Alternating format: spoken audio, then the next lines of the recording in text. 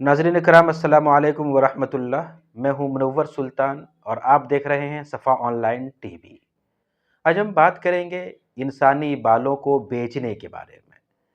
بہت سے علاقوں میں بہت سے پھیرے والے گاڑی والے انسانی بالوں کو خریدتے ہیں اور پھر اس کے آگے استعمال کرتے ہیں۔ تو سوال یہ ہے کہ انسانی بال کو بیچنا جائز ہے یا جائز نہیں ہے؟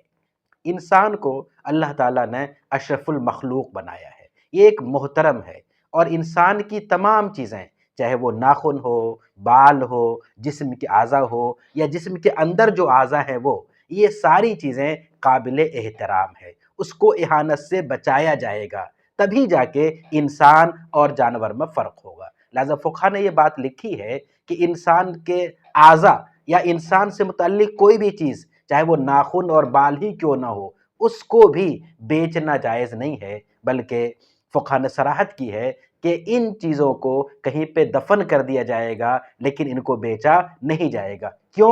اس لیے کہ اگر اس کو بیچتے ہیں تو اس سے اس کی اہانت لازم آئے گی اور یہ انسانیت کے خلاف ہے۔ علامہ شامی نے اس مسئلے کو لکھا ہے کہ ناخن بال اگر کسی نے کاٹا ہے تو اس کو دفن کر دے، یہ بہتر طریقہ ہے۔ لہٰذا حکم یہی ہے کہ انسان کو اہانت سے بچانا ہے، اور انسان سے متعلق کوئی بھی اس طرح کی چیز ہے تو اس کو بیچنا نہیں ہے، بلکہ اگر وہ چیز استعمال کی نہیں ہے، یعنی انسان کے جسم سے الگ ہو گئی ہے وہ چیز، تو اس کو دفن کر دیا جائے، یہی صحیح طریقہ ہے۔